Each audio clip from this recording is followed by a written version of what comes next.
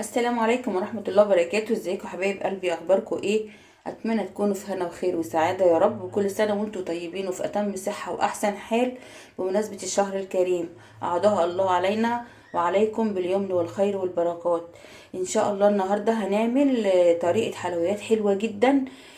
هي ميكس بين بلح الشام وبين المشبك السوري وبين صوابع زينب. يعني هي هتديكي طعم التلاتة ومش مكلفة خالص، يعني مفيش فيها اي تكاليف خالص. انت في مكونات بسيطة خالص في البيت هتقومي تعمليها. مكوناتها معانا كوب ونص من دقيق السميد، وممكن تخليهم 3.5. لو انت عندك كمية سميد كتيرة ممكن تضاعفي الكمية. ربع كوباية، نص كوباية دقيق زيرو اللي هو الدقيق العادي. معانا هنا نص كوباية او ربع كوباية سمنة على زيت، ومعايا ميه، وهنضيف الخميره، وهنضيف ملح وسكر. هي دي كل المكونات بتاعه الحلوى اللي احنا هنعملها النهارده. يلا بينا نسمي بسم الله ونتوكل على بركه الله، ونشوف بقى الوصفه معانا ازاي. دلوقتي انا معايا هنا كوبايه ونص من دقيق السميد، ادي كوبايه هنزل بيها، ودي كوبايه صغيره نص الكوبايه اللي احنا حطيناها اهي. وهنا هنحط نص كوب دي زيرو. لو انت برضو هتحطي 3 كوبات ونص هتحطي نص كوب دي زيرو، ما تكتريش برضو عن كده. دلوقتي هننزل بقى بالخميره، مش هنكتر برضو خميره خالص. بصوا بفضيها قصادكم عشان تشوفوا الكميه اهي، يعني قيمه نص معلقه صغيره، ما تكتريش الخميره. ومعانا هنا معلقه من السكر، معلقتين اهم صغيرين من السكر، ما كتروش السكر عشان السكر بيخليها تاخد لون بسرعه وما بتبقاش مستويه من جوه. وهنحط ذره ملح، حبه ملح صغيرين كده. نقلب المكونات كلها كده تندمج مع بعض عشان تطلع نتيجه معاكي كويسه جدا. هنا انا معايا دي الميه ديت عشان الجو تلج بقى دلوقتي، كل سنه وانتم طيبين، احنا في الشتاء. هنحط ميه دافيه يعني زي دمعه العين كده، ما تبقاش سخنه قوي عشان الميه لو سخنه جامد هتفسد معانا الخميره، فانا يعني زودتها ميه ساقعه. وهحط هنا الربع كوبايه السمنة على زيت. الزيت بيدي للحلوى بتاعتنا دي قرمشة، والسمنة بتديها نعومية، وبتبقى طعمها جميل برضو، يعني بتبقى طعمها حلو جدا مع الحلوى دي. هنبتدي بقى نقلب كده كأننا بنعمل بسبوسة بالظبط اهو. بصوا هنشرب الدقيق كله في قلب بعضه كده، البسبوسة مع دقيق الزيرو اللي احنا حاطينه، هنعمل كأننا بنعمل بسبوسة. تمام كده.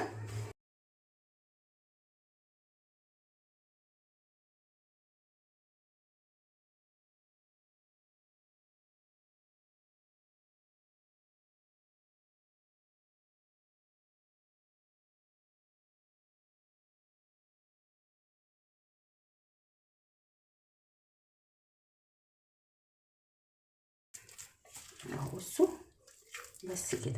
انا بقى كده هبتدي اسيبها، هحط عليها كيس واسيبها تخمر، او مش هتخمر يعني لو العجينه تستريح لمده ربع ساعه او نص ساعه، لان الجو برد، فانا هسيبها تستريح لمده نص ساعه او ربع ساعه، وهرجع اقول لكم انا سبتها قد ايه بردك قبل ما اعملها، عشان تعرفوا ان يعني الوقت اللي انا سبتها تخمر فيه قد ايه.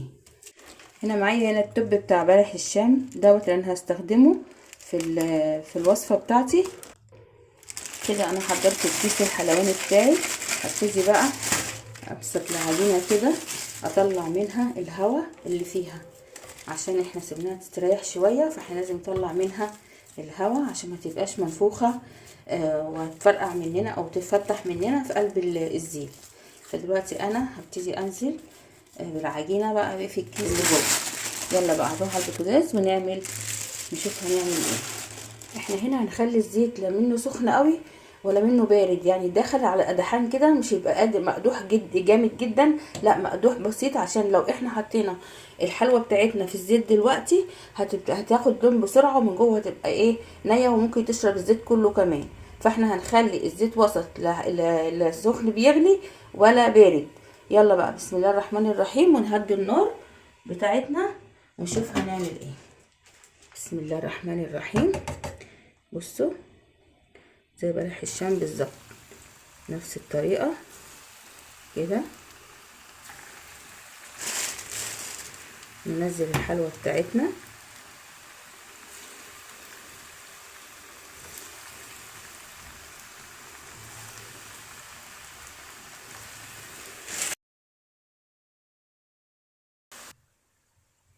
انا هنا هديت النار على الاخر عشان تستوي براحتها، عشان الزيت كانت قدح مني. شايفين شكلها عامل ازاي؟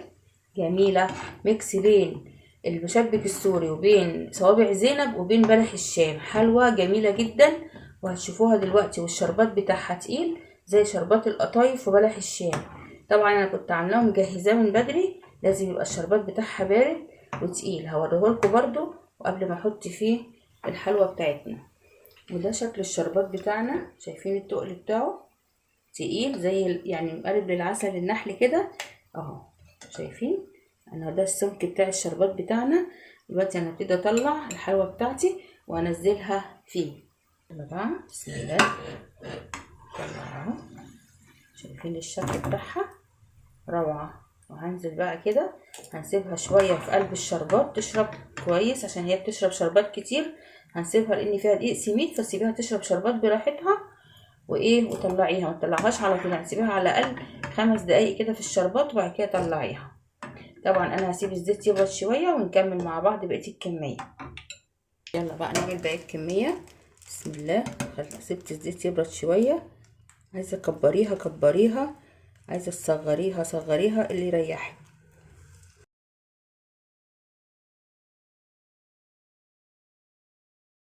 وبكده تكون الحلوه بتاعتنا خلصت. شايفين الجمال والحلاوه؟ مش قادره اقول لكم بقى على الطعم. تعالوا بقى نكسر واحده كده. شايفين عامله ازاي؟ طبعا التصوير مش مديها حقها كمان. شايفين مستويه من جوه وطريه وهشه وجميله والطعم خطير. جربيها بقى واعمليها في رمضان. غير بلح الشام وغير المشبك السوري وغير صوابع زينب. جميله جدا. شوفوا بصوا طريه وحلوه ومقرمشه من بره، طعم حكايه. ارجو كل اللي يشوف الفيديو بتاعي ان انتوا تخشوا تعملوا اشتراك في القناه وتعملوا لايك وتعملوا تعليق حلو زيكم كده. ربنا يحسن ما بين ايديكم جميعا وجربوها وادعوا لي او قولوا لي اي كومنت. حتى لو ما عجبتكوش قولوا لي، بس هي هتعجبكم جدا جدا جدا. وارجو اكون فدتكم بالفيديو النهارده. والسلام عليكم ورحمه الله وبركاته.